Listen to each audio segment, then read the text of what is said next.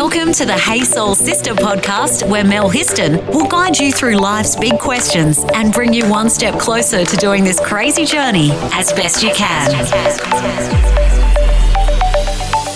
Hey Soul Sisters. So a couple of years ago, I was in Byron Bay at a Business Chicks conference because you know I love to go to conferences and especially Business Chicks ones. And in the afternoon session, a presenter came on stage and I was mesmerised by her as she shared her amazing work empowering women and communities in Asia and Africa to end world hunger. And that woman is Cathy Burke. And I'm so honoured that Cathy is on Hey Soul Sista today to talk to us about her work and the importance of mindset in our personal and professional lives. Hey, Cathy, how you doing? I'm great, thanks, Mel. So good to be here. I'm really excited to have you on this podcast because we've known each other a couple of years now and I've followed your work and I get your newsletters and you are just doing amazing things in the world. I mean, you've done things on a global scale in terms of ending hunger and working with different communities, and now you're working with people and organisations.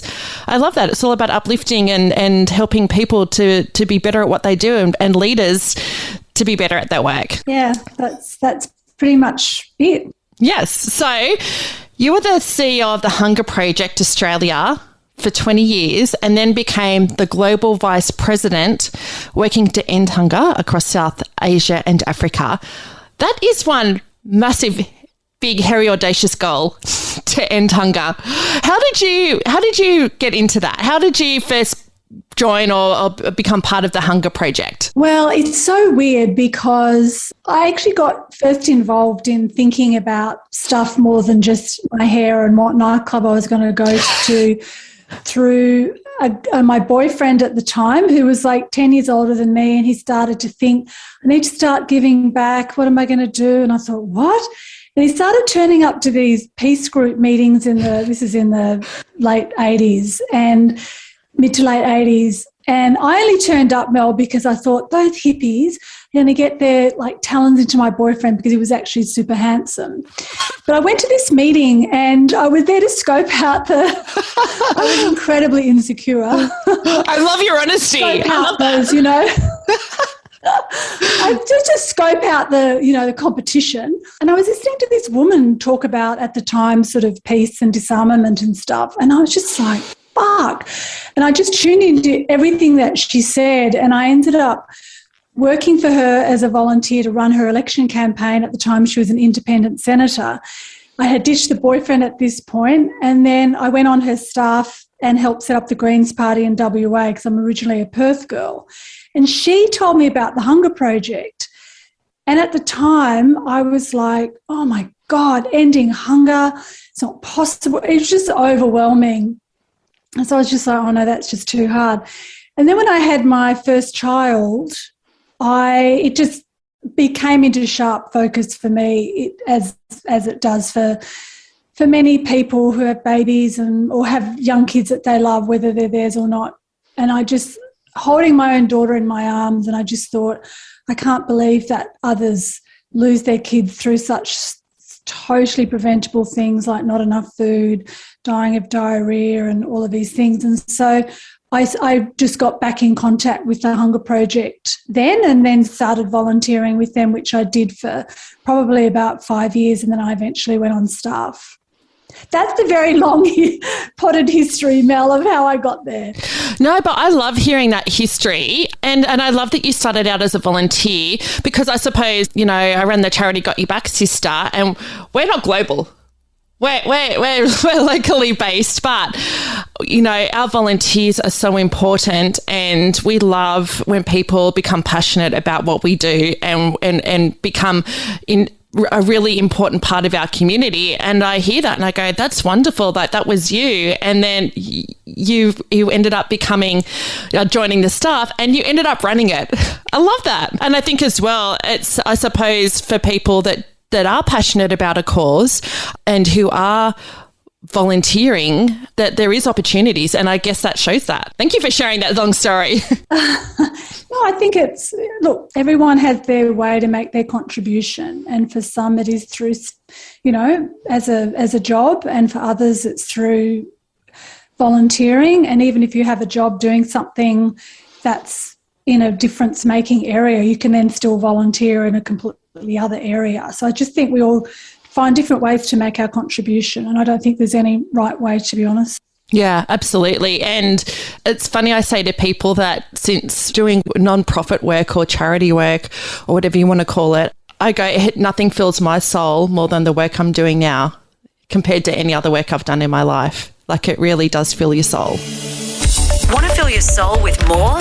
Go to thesistercode.com. Tell us a little bit about the work that the Hunger Project does over in those communities, because from what I was reading when I was doing some research for today, you know, a lot of that was about teaching leadership and mindset in those communities to actually make change. Yeah. So if anyone wants to check out the Hunger Project in Australia, just go to thhp.org.au and you can find out lots of different stuff there. Look, the essential big idea of the Hunger Project is that certainly hunger exists, yes, but it can end, and it will be the hungry themselves who play the leading role. It won't be people from outside, it'll be people from those communities. And one of the things that distinguishes the Hunger Project is that in each country, there's only people from that country working there. So I don't want anyone having any ideas that I was there sort of living and showing the way or anything like that at all. I absolutely wasn't. In Bangladesh, it's run by this incredible committed team of Bangladeshis, and the same for people in Malawi and that. So my role was to support and do whatever I could to help their programs work and support them in the way they can. So getting back to the big idea, if it is that the hungry themselves play the lead role, then the first part is that when people have been living with hunger for such a long time, you can completely understand people are ground down. They don't see any other way than the way that they've currently got, particularly if you're a woman and you've been grown up to be told that you're worthless, that you shouldn't even be educated, you get married young, you can't exercise the same rights and responsibilities that other citizens do. When you've always been hungry, you just think that's just your lot in life and your future just looks like that. And the mindset really is one of, it's always been this way, it always stay this way, and there's nothing I can do about it. I just hope Allah intervenes or God saves me because I can't do anything. And so shifting that mindset is like the first sort of fundamental thing that the Hunger Project does. And so it's having people come into a realisation that just because things have been this way, they don't need to stay this way. And what are the steps that I can take to start to move in the direction of my own power and my own agency? And then how do we work together collectively to make that change? So it's very deep work, it's very powerful work, it's very transformational work, and it takes time. Mel, like that sort of stuff, which I know your listeners will totally understand. It's not just like one seminar you go to and then you think, woohoo, you know, yeah, I'm an empowered woman and I'm going to make shit happen. It takes a lot to rewire that mental circuitry, if you like, from thinking that you're not good enough to actually seeing that you are. And we can get this, even though none of us sort of, you know, most of us at least haven't lived in that sort of level of deprivation. We have our own mindsets, our own beliefs that we're not quite good enough, or we've gotten ground down by what's happened to us, and then we start to believe that that's who we are. And I guess one of my central missions, and I certainly learnt this from the work that I did for so long, is actually challenging that. That's not who we are. We may have developed beliefs around that, and we may have moulded our personality to reflect that by losing confidence or whatever.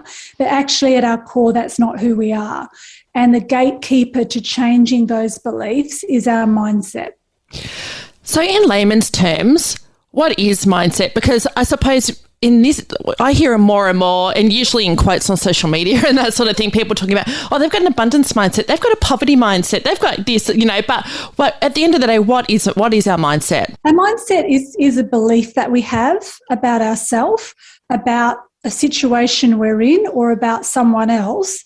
It doesn't have to be a bad view or a good view. But so when it's a good, helpful mindset, you may have a mindset that, yeah, I've got this, I can do this. That's a positive mindset. So that's fine. That's helping you in your life. But it's when you have these beliefs and they're persistent that they block you. So it's something that you want to do or be, Mel, and you're just blocked. It's like you just can't quite get out of your own way.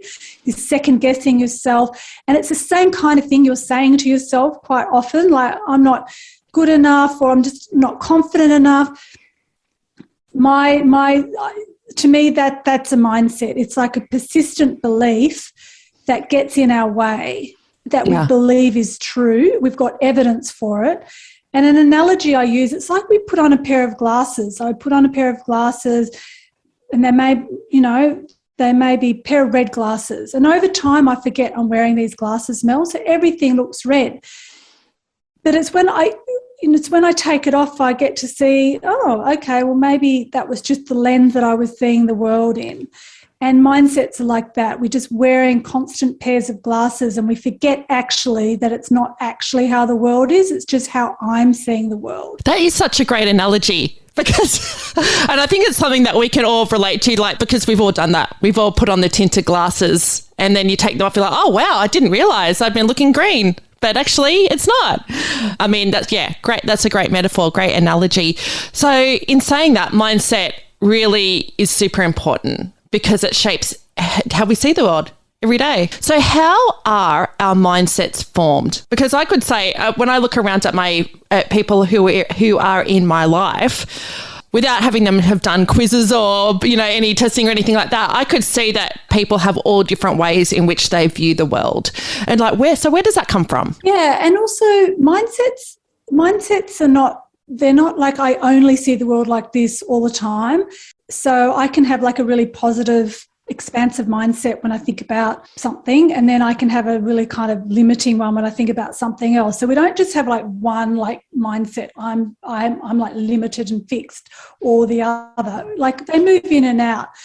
Look, a lot of them are formed in childhood, Mel, when we pick up cues in the world and we try to figure out how stuff works. So we pick up beliefs from our family, and often things that are said about us. Oh, you're a good girl. You're a kind girl. And in fact, one of my clients is a woman in Japan and runs a really she works for a really large company there. And her mindset of I'm good and kind and helpful was really ingrained in her from childhood. And in fact, her name in Japanese means that.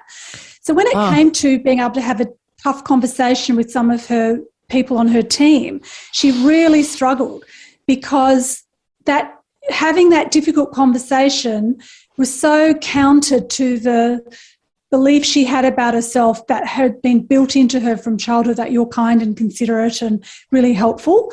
And so it was being able to see, oh my God, that's actually just a mindset. It's not actually who I am as a person. I can still be kind and have a tough, difficult conversation with one of my staff, and that was what she was able to do. So a lot of them come from what, like a teacher may have said to you. You may have got praised for writing, for instance, which was true for me, and got kind of criticised for not doing maths well. And so I then, without thinking about it, I'm 5 years old, I just think, I make a decision, Mel, of like, oh, I'm not good at maths. I'm just going to leave numbers alone, and I get the praise for writing, and that's just what I'm going to do more of, for instance. And we don't realise over time, that you're sort of living, that gets to be your lane, and you just sort of mould your life into the beliefs that you have. Like my family were criticised a lot, like just issues with different things, and so I start to develop a mindset of not wanting to be criticised. So I sort of stick to what it is I know I'm good at to avoid that. And over time, these just become beliefs, and we start to think that's who we really are. But actually, the deeply ingrained ones are also mindsets, essentially. Yeah. And the good news is that all the research shows that even if you do have a mindset that you've had for a long time and you know what it is and it gets in your way, they can be changed. So all of the research, and certainly my experience as well, shows that even if you've got mindsets that are not helpful for you, you can change them. So, it's interesting. Years ago, when I was working for a government organisation, we had, I think I was in a team of maybe, would there have been 10 of us, maybe 12. I was in the marketing communications team.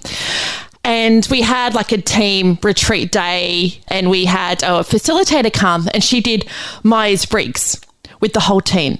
And it was really interesting because it was really great to get insights into ourselves and also other members of the team and go, oh, I can see why I might butt up against that person. I can see why we get along, why we work really well together.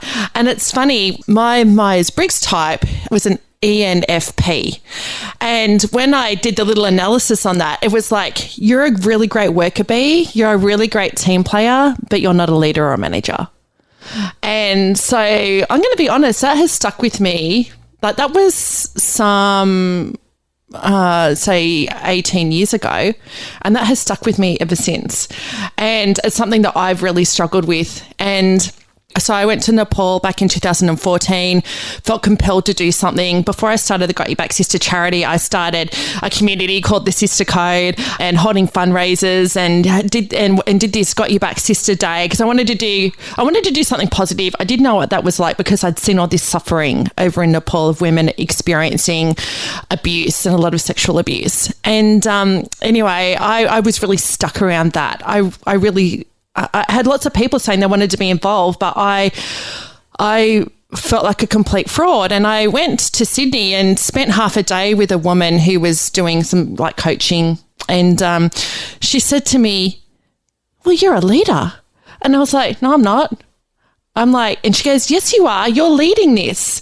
And I was like, no, but I'm like, my Myers-Briggs told me back then, it was like 10 years ago, that no, I'm not a leader, I'm a worker bee. I'm a really good team player. I'm not a leader. And that kind of, she made me really look at that.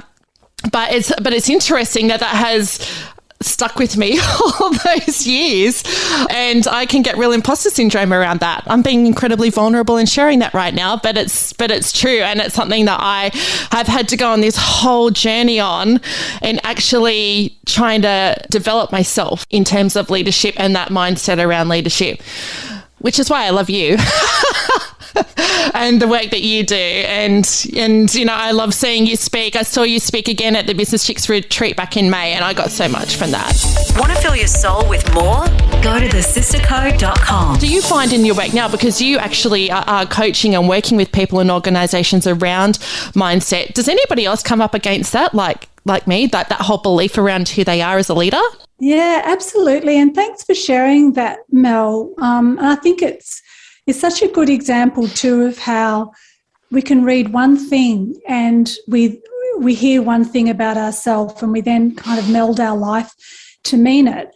But I actually think so many of your listeners, even if they had, didn't have that specific experience, so many women, we don't think we're leaders. And this is one of in fact, the book that I'm writing at the moment and should be out at the end of November, it's just at the editors now, it's called The Leader's Mindset, because women in particular don't believe that we're leaders, and we hold back from leadership. And it's a big part of that is because we've internalised a very old view, very old paradigm, masculine view about what leadership is.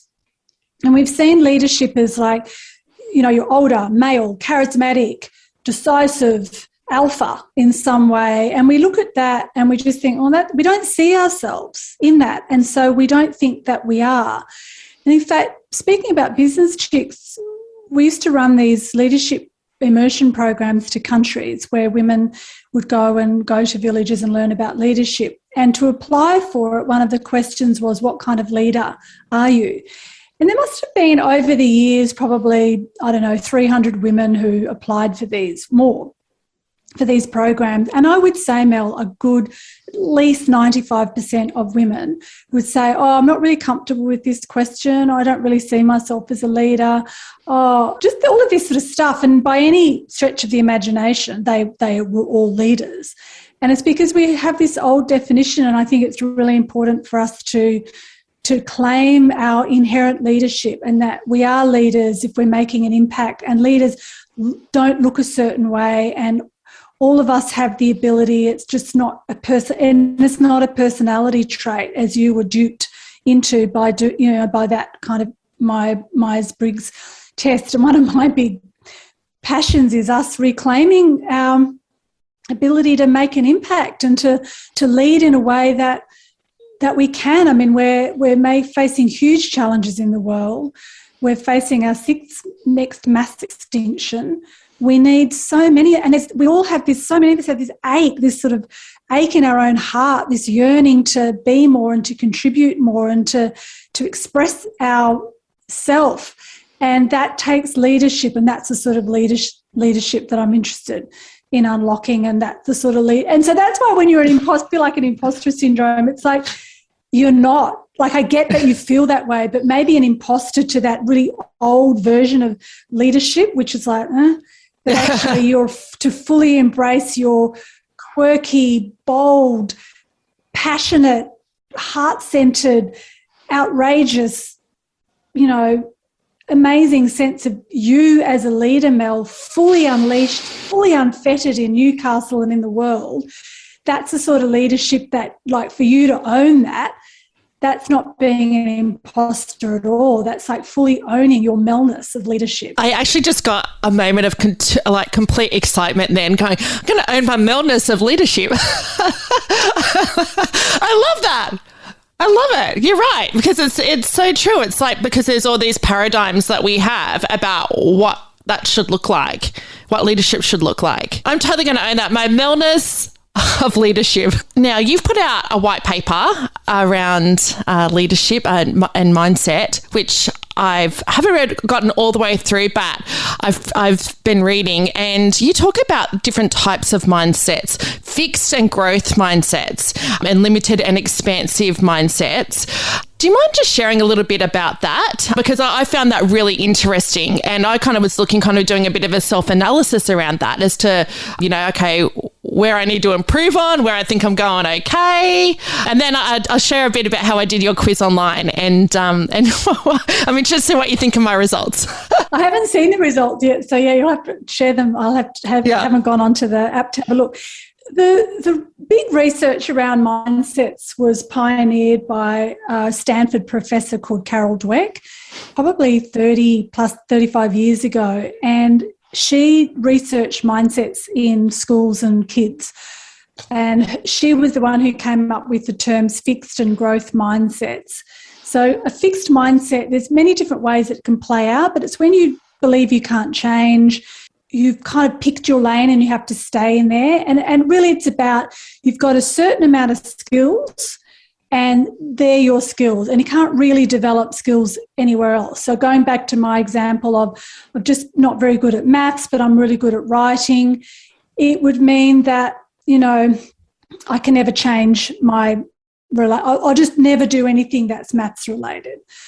Whereas a growth mindset means that, you may have some natural attributes, and we all sort of do, but you can grow and learn in all areas. So I can still grow and become good at maths. I can still learn to read a P&L, for instance, or you don't so much believe in natural talent. You know that if I keep practicing and learning, I can keep growing and evolving. And she has like different sort of examples around that. And then in the work that I'd done, I sort of telescoped out a little bit from fixed and growth, but I also see it in terms of having a limited mindset, and that often is around leadership. So I can't lead, or you can't lead. You don't see things are possible. You feel very resigned. You feel hopeless. You feel overwhelmed. That's really having limited mindset.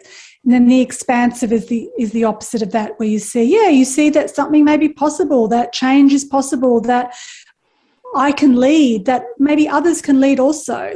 Yeah, you just have more an expanded sense of the world, what's possible, and your relationship. Okay, I'm going to let you know the results of my quiz. So if you go to Cathy Burke's website, cathyburke.com, she has a quiz on there, and it's the Leader's Mindset Diagnostic Quiz.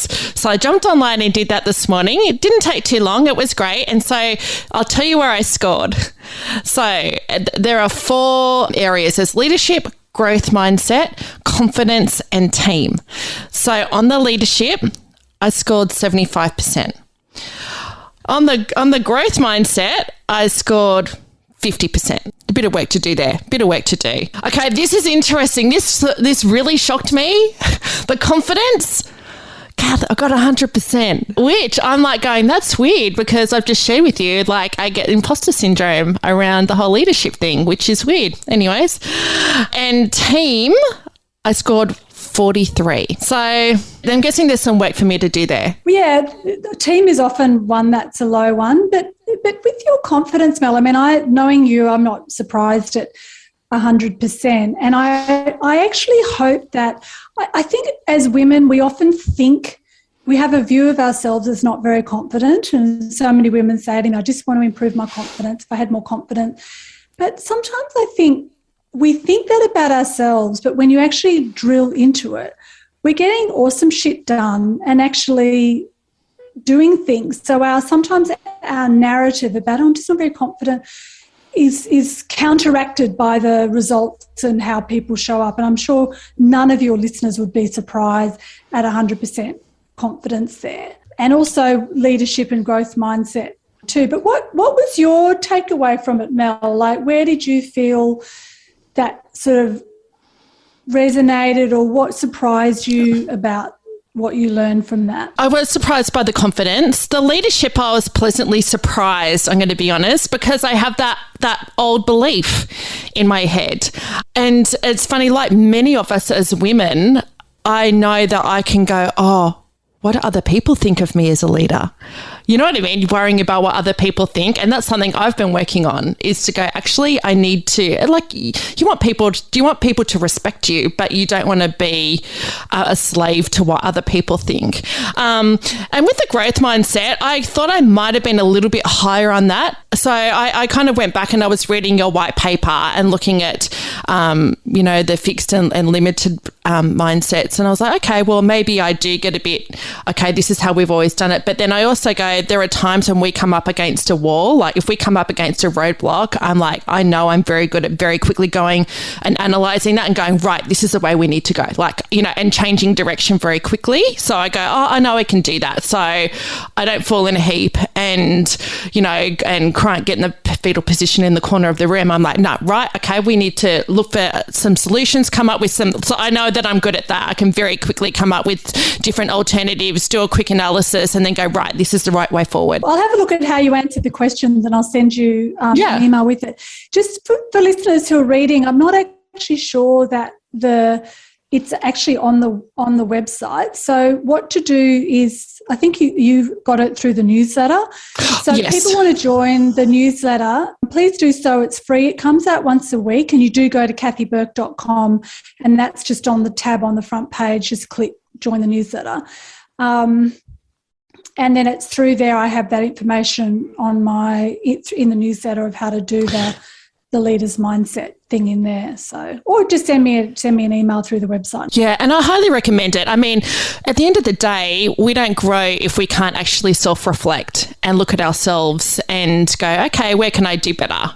Really. So I think it's great. I highly recommend reach out to Cathy and subscribe and get the quiz link and do it and see what you find. Want to save your soul?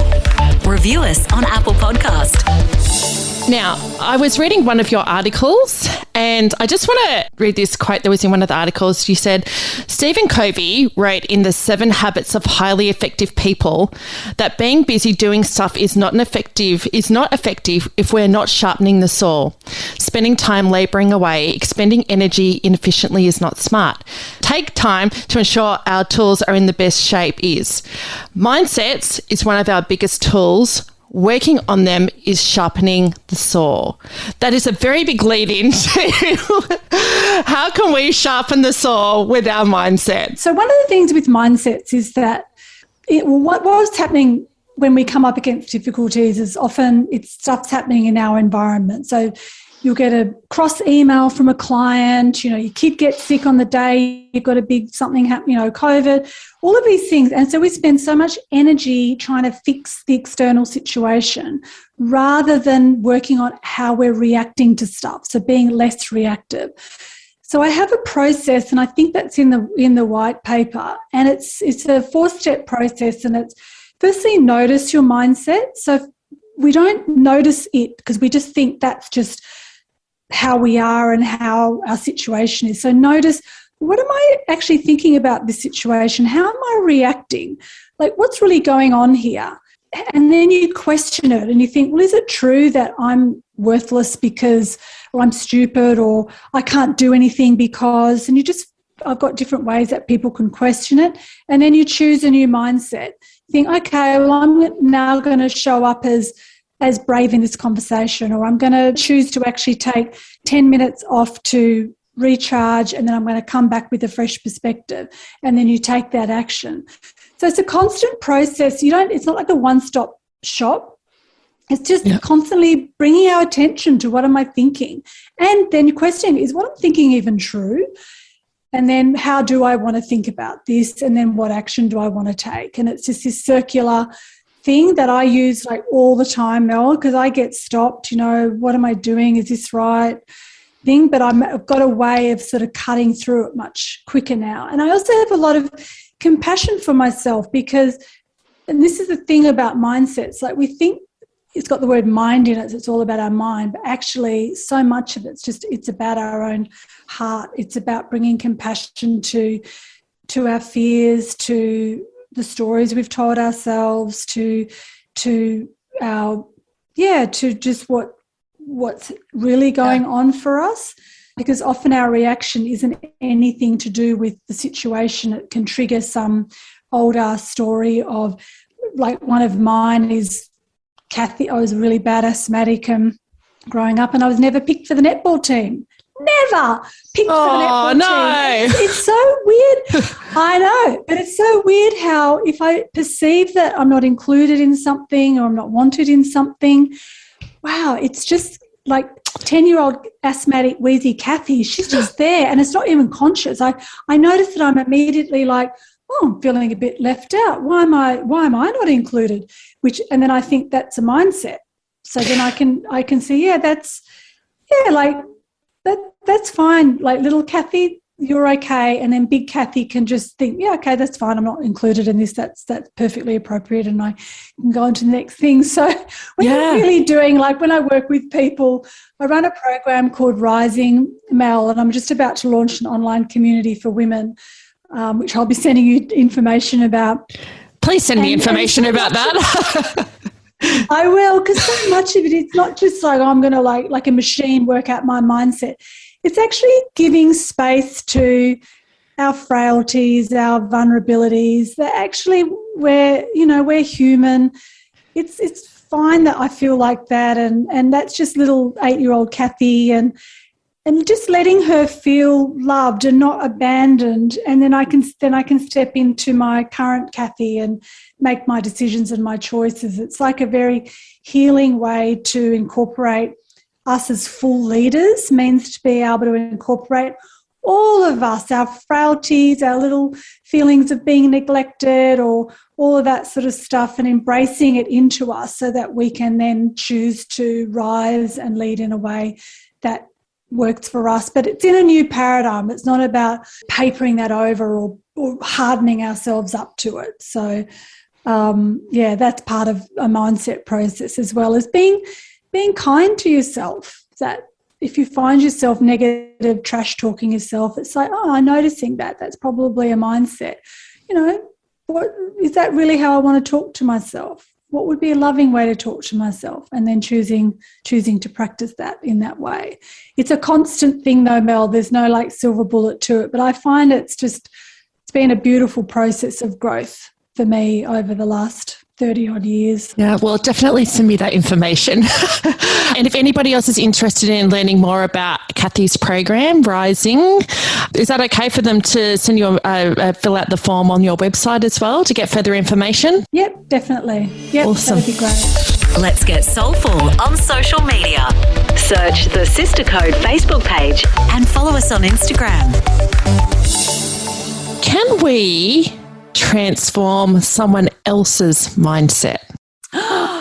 Well, no, you can't, because only you can do your own work. But I that is the last chapter in the book, actually. Like, how do I share? Because it's true. How do I share this with others? So, Yeah. in organisations, particularly that I work with, I do all this like leaders mindset work with them, and they're like totally all on board, and all the leadership teams are doing it and stuff. But then they're like, how can I get Kelly from accounts to do this? She really needs this. Her mindset sucks. How do I fix my team?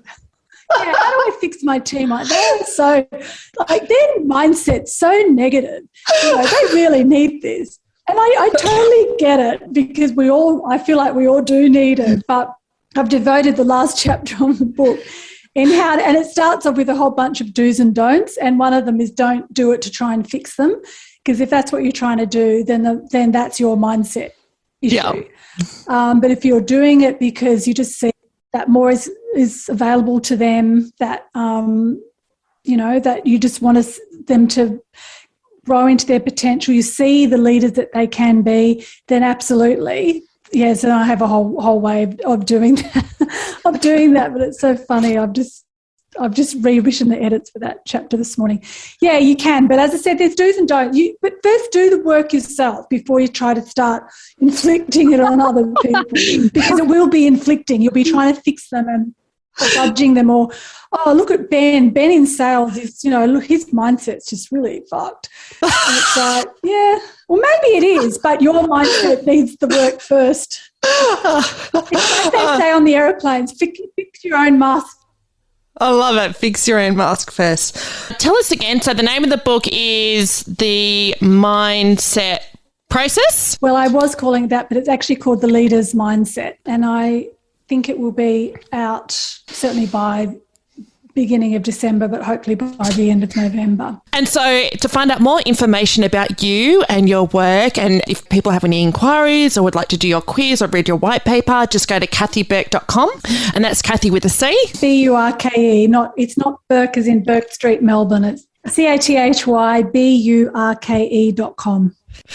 Well, I just want to thank you for coming on Hey Soul Sista, because you really are such an inspirational woman. And I know we throw around the term inspirational a lot of we can, but I go, you really are. Like, all the work you have done helping people rise around the world, and now you're doing it for people here. I just think you're awesome, and I can't wait to hear about rising. And thanks so much for joining us on Hey Soul Sista. Woohoo, you're most welcome. Thanks for having me. Thanks for listening to Hey Soul Sista with Mel Histon. What would help you on your crazy life journey? Email Melissa at thesistercode.com.